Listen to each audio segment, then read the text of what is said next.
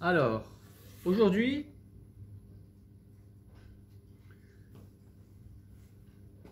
j'aimerais vous annoncer quelque chose d'important.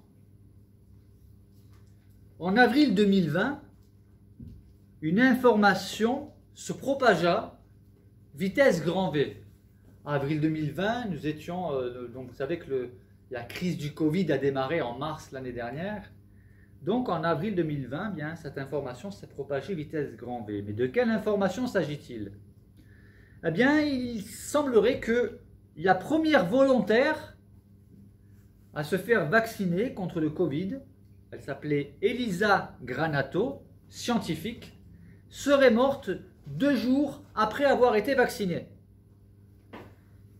Il y a eu plus de 30 000 partages sur les réseaux sociaux. C'est-à-dire cette information, elle a fait le tour du monde. Oui. Elle a été partagée 30 000 fois sur les réseaux sociaux. Beaucoup de personnes ont vu cette information. Pire encore, elles y ont cru. Parce qu'en réalité, c'était un mensonge. Oui. Vous vous rendez compte qu'il y a eu 30 000 personnes qui ont partagé, sans vérifier, une information qui était fausse. Il y a cet engouement, un engouement malsain, depuis quelque temps déjà, et surtout avec Internet, pour le partage d'informations qui sont fausses, archi-fausses. Et vous avez des personnes qui ne prennent même pas le temps de vérifier avant de partager. Comme s'il y avait un goût malsain pour, tiens, une mauvaise nouvelle à partager. Tiens, la preuve que. Il y a un réel malaise dans nos sociétés.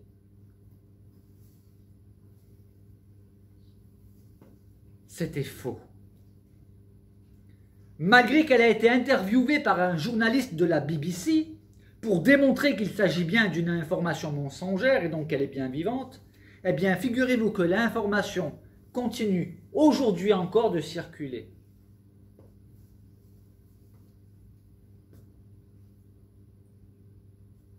Il y a encore des personnes qui partagent des mensonges.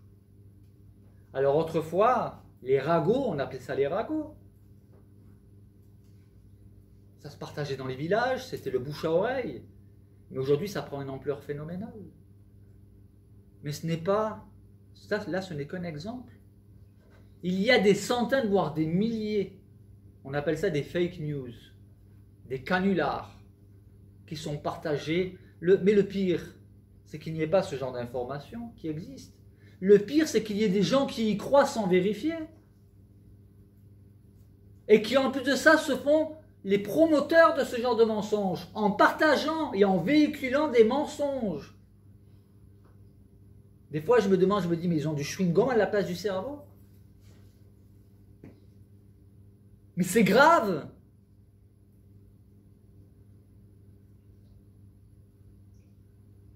Pire encore, il y en a qui racontent que c'est Bill Gates, vous savez, le fondateur de Microsoft, qui a payé des laboratoires pour créer le Covid, pour ensuite pouvoir vendre des vaccins et inclure dans les vaccins des micropuces pour que nous soyons tous géolocalisés. Non mais, est-ce que vous vous rendez compte qu'il y a des gens qui croient en cela et qui le partagent? On appelle ça les théories du complot.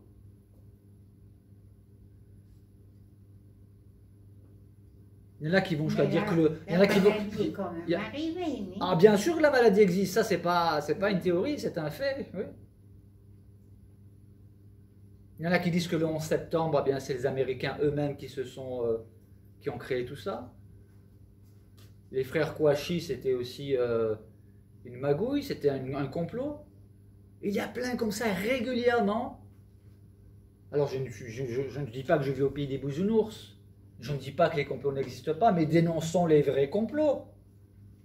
Dénonçons-les, les vrais. D'ailleurs, aujourd'hui, je vais vous parler d'un vrai complot. Pas d'une théorie, d'un vrai complot. Donc oui, les complots existent. Oui, vous savez, le problème qu'il y a, c'est que les créateurs, les inventeurs, les promoteurs de ces théories du complot utilisent des faits, des demi-vérités. Ils s'appuient sur des personnalités qui ont des partis pris, qui ont des noms. Ils font des montages vidéo et puis ils vous balancent ça sur Internet. Et vous avez des gens que derrière leur ordinateur qui vont regarder ça et qui vont dire « Ah oui, c'est vrai, mais tu as vérifié? Est-ce que tu as écouté l'autre son de cloche ?» Nous devons vérifier, nous ne sommes pas appelés à croire n'importe quoi, n'importe comment. Mais voyez-vous, ces mêmes personnes qui croient en des balivernes, quand vous leur parlez de l'évangile, là du coup, c'est plus... Là, ils n'y croient plus du coup. Là, ils sont très critiques, en revanche. Et ils vont nous sortir toute une sorte d'arguments. La Bible a été écrite par des hommes, Jésus, on ne sait pas s'il a vraiment existé, puis j'ai vu un reportage à la télé, puis... Là, ils sont très critiques. Par contre, pour répandre des balivernes et des bobards et des théories du complot, là, c'est les champions du monde. Mais dès que vous leur parlez de Jésus, de la Bible, etc., alors là, ils sont très critiques. Là, d'un coup, leur sens critique revient.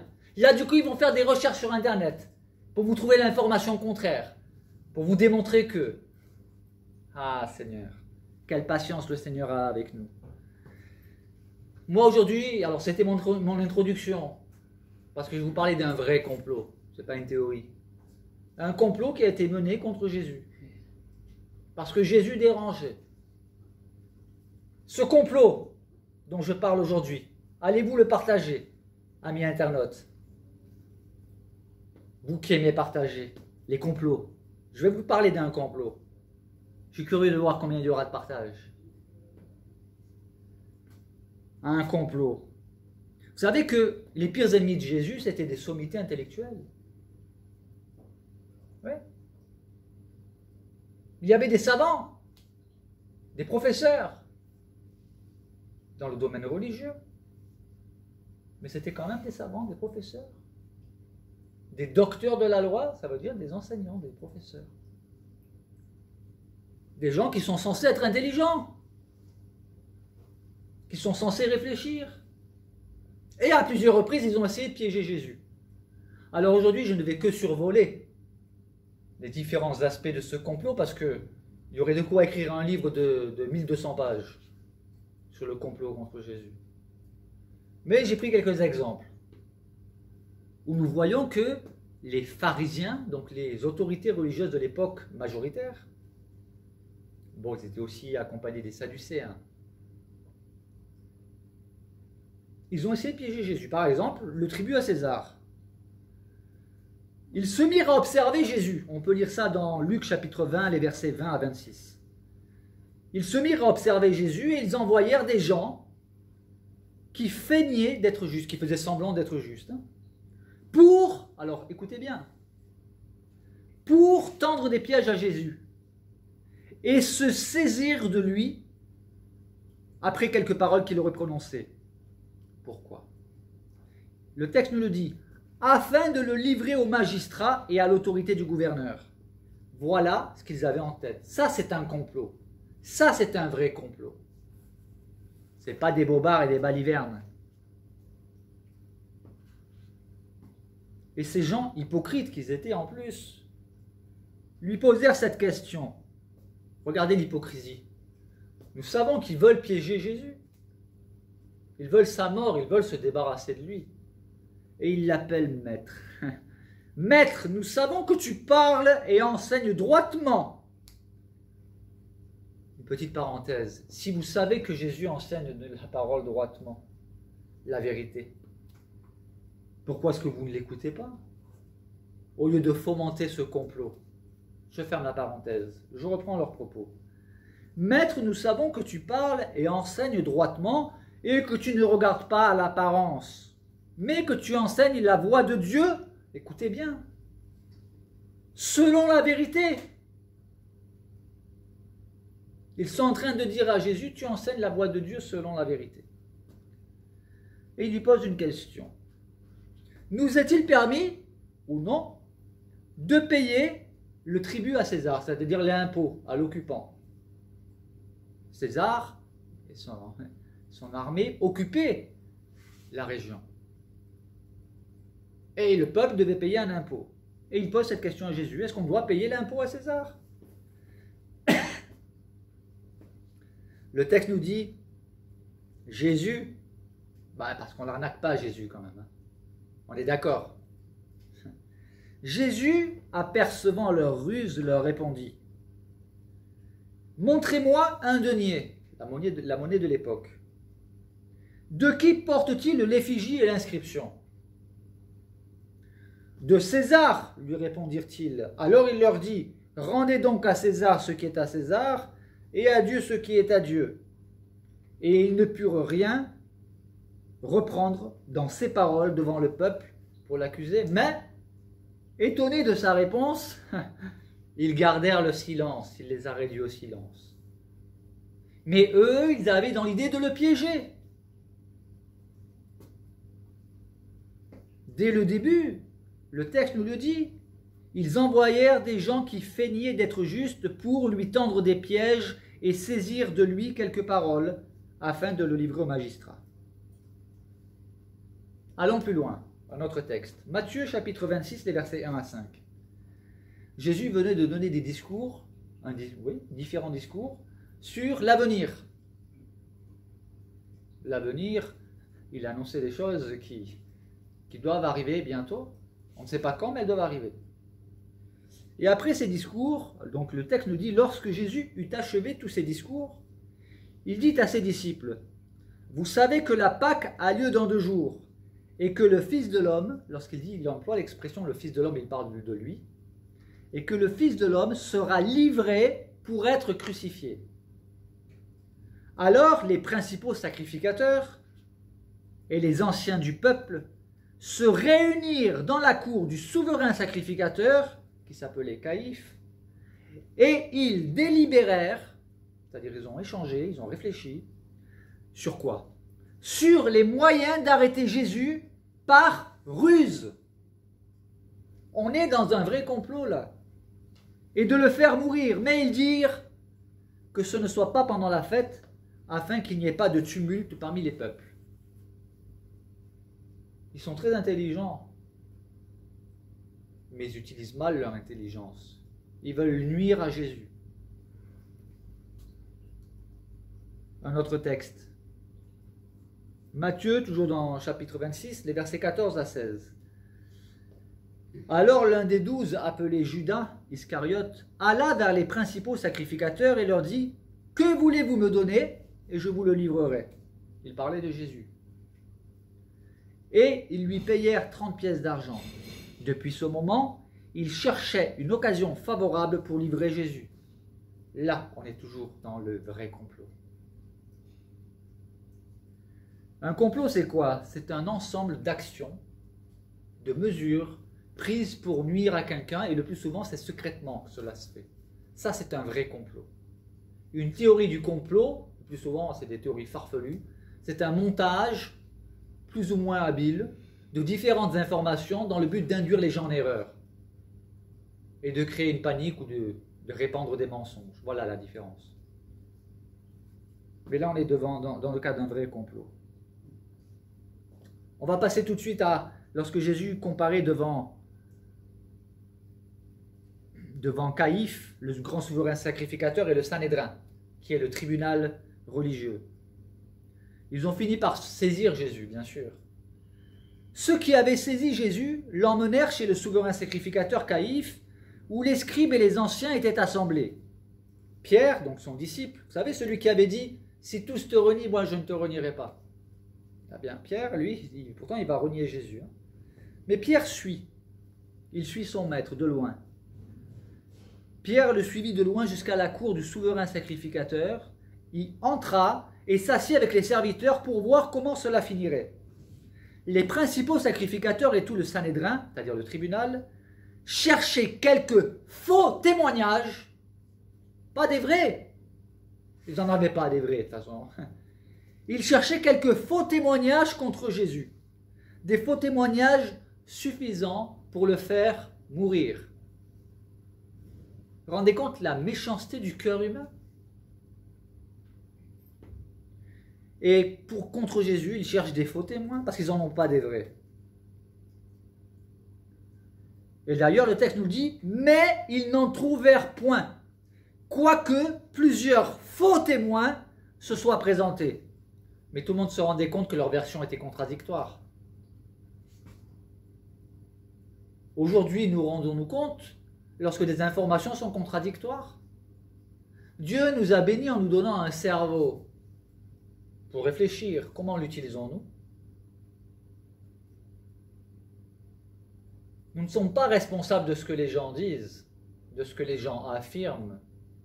Nous sommes responsables de ce en quoi nous croyons. Nous aurons des comptes à rendre devant Dieu sur tout ce que nous avons fait, nous avons dit, nous avons cru, nous avons répondu. Enfin, il vint 2 témoins qui dirent. Et là, ils vont dire des choses. Et on est exactement dans le procédé des théories du complot, là. C'est ce qu'ils font. Vous allez voir. Donc, il y a 2 témoins qui arrivent et qui disent, celui-ci, c'est-à-dire Jésus, a dit, je puis détruire le temple de Dieu et le rebâtir en 3 jours. Est-ce que Jésus a vraiment dit ça? Oui. Jésus a vraiment dit ça? Mais ils n'ont pas compris le sens des paroles de Jésus. Et ils en tordent le sens. Et en ce jour précis, ils prennent cette vérité, des vrais propos de Jésus, pour les instrumentaliser dans le but de quoi? Dans le but de nuire. Là, on est dans le vrai complot. Jésus a vraiment dit ça, mais ils n'ont pas compris le sens des paroles de Jésus. Jésus parlait du temple de son corps. Détruisez-le et en 3 jours je le rebâtirai. Ça, il parlait de sa résurrection. 3 jours après. Mais ils n'ont pas compris. Comme beaucoup de personnes aujourd'hui qui sont... Alors, ils sont très critiques vis-à-vis de la Bible, mais tellement peu vis-à-vis des ragots et des théories du complot. Là, ils ne sont pas critiques. Là, on se demande où est passé leur sens critique. Ils sont plus capables de réfléchir. Comme des moutons, ils partagent l'information qu'ils n'ont même pas vérifiée. Plus de sens critique. Mais pour la Bible, là, ils sont très critiques. Pour Jésus, ils sont très critiques.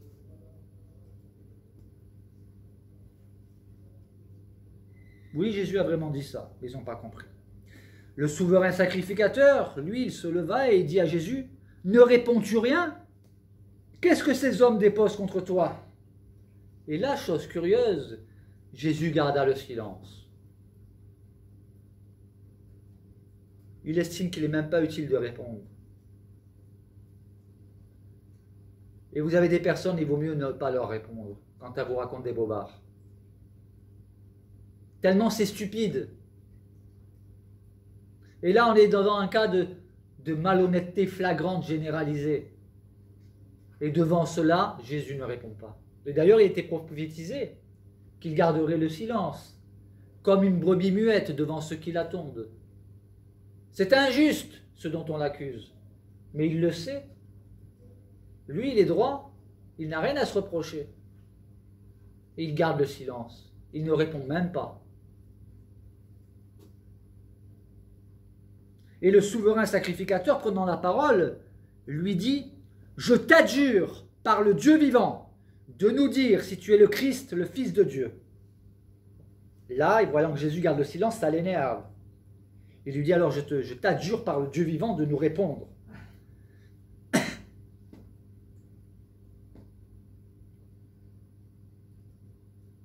Question. Es-tu le Christ, le Fils de Dieu? Vous savez, quand il y en a qui vous disent Jésus n'a jamais dit je suis le Fils de Dieu. Ah bon? Là, c'est pareil, ce sont des gens qui critiquent, mais qui choisissent les textes, qui n'en comprennent pas le sens d'ailleurs, qui tordent le sens et qui complotent pour dénigrer l'évangile. Quelle va être la réponse de Jésus? Je t'adjure par le Dieu vivant de nous dire si tu es le Christ, le Fils de Dieu. Jésus lui répondit, tu l'as dit. Mais il va en rajouter une couche, Jésus. Donc il est en train de dire non seulement je suis le Fils de Dieu, mais de plus, je suis le Christ. Hein. De plus, je vous le déclare, vous verrez désormais le Fils de l'homme. Ils ont bien compris de qui il parlait. Il parlait de lui. Vous verrez désormais le Fils de l'homme assis à la droite de la puissance de Dieu. C'est une place réservée qui n'est réservée qu'au Messie. Vous verrez désormais le Fils de l'homme assis à la droite de la puissance de Dieu et venant sur les nuées du ciel. Il est en train de leur dire, ben, vous allez me voir à la droite de la puissance de Dieu et venir sur les nuées du ciel.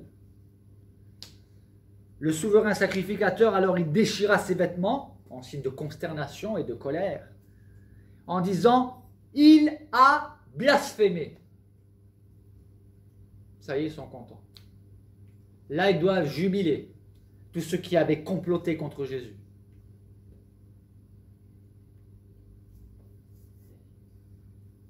Je regarde le chrono pour ne pas dépasser. Je ne veux pas dépasser les 30 minutes.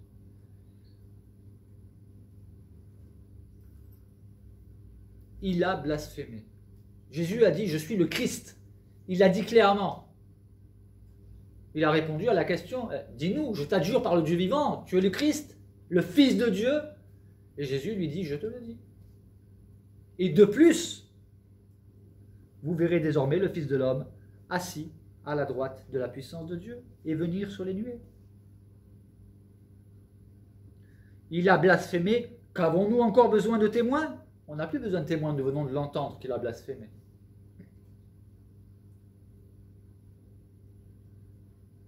Voici d'ailleurs, il dit, vous venez d'entendre son blasphème. Que vous ensemble, vous en pensez quoi finalement? Ils répondirent, vous savez ce qu'ils répondirent? Il mérite la mort. Condamnation. Voilà le tribunal. Voilà ce que le tribunal a jugé. Personne ne mérite de la mort. Ah ouais. Mais là, ils ont dit, il mérite la mort. Lui, s'il y a bien quelqu'un qui ne méritait pas la mort, c'est bien Jésus. Et ils disent, il mérite la mort. C'est un complot parce que tout est basé sur des mensonges. Des propos qu'il a dit qui sont déformés. Et alors, qu'est-ce qui se passe là-dessus? Ils lui crachèrent au visage. Ils lui donnèrent des coups de poing et des gifles. Il est marqué des soufflets, mais des soufflets, c'est des gifles.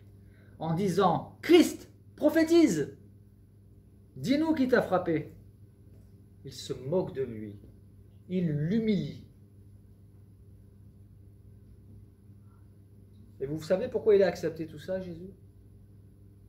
Vous savez pourquoi Jésus a accepté de se laisser faire?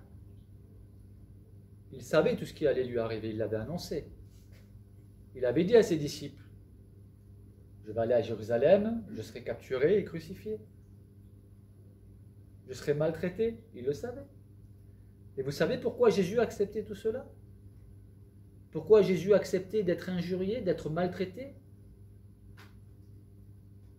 Et enfin, pour finir, d'être crucifié, lui l'innocent, le parfait. Il l'a fait par amour. Par amour pour qui? Par amour pour nous. Et j'irai même plus loin.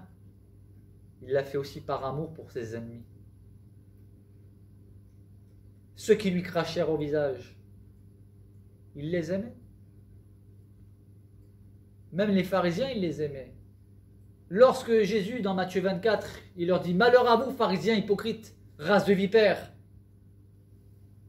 C'est un acte d'amour. Ah bon, c'est ça l'amour? Oui. Vous savez, l'amour, la conception de l'amour biblique n'est pas la même que la conception de l'amour que nous nous sommes forgés. Comment puis-je dire que c'est de l'amour? Parce que le but de ces propos était de les faire réagir, de les faire réfléchir dans le but qu'ils se repentent. La Bible nous dit que Dieu se met en colère devant les injustices. Vous savez, les gens qui se plaignent, ah, s'il y avait un Dieu, il ne se passerait pas tout ça. Il suffit qu'il y ait un jugement de Dieu qui tombe sur la terre, et là, du coup, si votre Dieu existe, il n'arriverait pas à ça. Attendez, comme je le dis souvent, ceux qui se plaignent des injustices de Dieu, ce sont les mêmes que ceux qui se plaignent que Dieu, soi-disant, ne fait rien quand il y a des injustices dans ce monde. Jésus a accepté tout ça par amour pour vous, pour moi et même pour ses ennemis. Même pour ses ennemis. D'ailleurs, sur la croix, il a dit « Père, pardonne-leur ». Alors que moi, honnêtement, j'aurais dit « Père, extermine-les ». Honnêtement. Tellement c'est rageant. Mais Jésus, lui, c'est pas moi. Son amour à lui était parfait. Moi, mon amour à moi, il est très imparfait. Il y a des ennemis, je n'arrive pas à les aimer. Pourtant, il me demande d'aimer mes ennemis, il y a des ennemis, je n'arrive pas à les aimer. Mais je veux obéir, donc je prie. Enfin, on continue. Matthieu chapitre 27. Il faut savoir qu'après avoir comparu devant le Caïphe et le tribunal juif, il a comparu devant le gouverneur, c'est-à-dire devant Pilate. Et Pilate l'interrogea en ces termes. Il lui dit: es-tu le roi des Juifs? Et Jésus lui répondit: tu le dis. Mais il ne répondit rien aux accusations des principaux sacrificateurs et des anciens. Il répond à Pilate: es-tu le roi des Juifs? Oui, je le suis. Mais concernant les accusations, il ne répond pas. Alors Pilate lui dit: n'entends-tu pas de combien de choses il t'accuse? Et Jésus ne lui donna de réponse sur aucune parole, ce qui étonna beaucoup le gouverneur. Et un peu plus loin, toujours dans Matthieu 27, à partir du verset 15, à chaque fête, le gouverneur avait coutume de relâcher un prisonnier, celui que demandait la foule. Il avait alors un prisonnier fameux nommé Barabbas, et comme ils étaient assemblés, Pilate leur dit: lequel voulez-vous que je vous relâche? Il s'adresse à la foule. Barabbas ou Jésus, qu'on appelle le Christ? Car Pilate savait que c'était par envie, par complot, qu'ils avaient livré Jésus. Et pendant qu'il siégeait au tribunal, sa femme fit dire donc à Pilate qu'il n'y ait rien entre toi et ce juste, car aujourd'hui j'ai beaucoup souffert en songe à cause de lui. Dieu était en train d'agir dans la femme de Pilate, il lui a révélé des choses.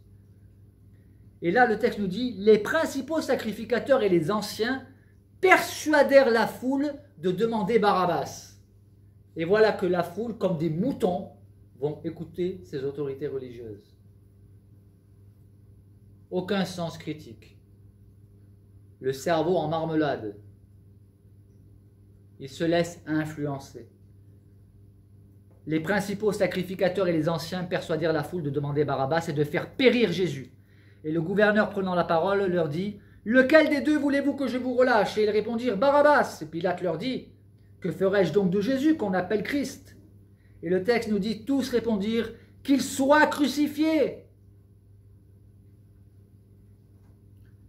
Et le gouverneur dit, Pilate, mais quel mal a-t-il fait? Quel mal a-t-il fait? Pilate demande la question, pose la question: quel mal a-t-il fait? Il n'y a pas de réponse à cette question, parce que Jésus n'a rien fait de mal. Et ils n'écoutent même pas la question. Vous savez ce qu'ils font? À la question, lorsqu'il leur pose la question: mais quel mal a-t-il fait? Le texte nous dit: ils crièrent encore plus fort qu'il soit crucifié. Vous imaginez la scène? Pilate s'est fait l'avocat de Jésus. Il n'a pas été écouté. Quel mal a-t-il fait? À part vos accusations bidons, avec vos faux témoins, les propos que Jésus a dit et dont vous tordez le sens. Quel mal a-t-il fait? Et comme ils n'ont pas de réponse, ils sont tellement animés par la haine, ils disent: crucifie-le! Ils crièrent encore plus fort. Et Pilate, voyant qu'il ne gagnait rien, mais que le tumulte augmentait, il prit de l'eau, se lava les mains en présence de la foule et dit: je suis innocent du sang de ce juste, cela vous regarde. Et écoutez bien. Et tout le peuple répondit.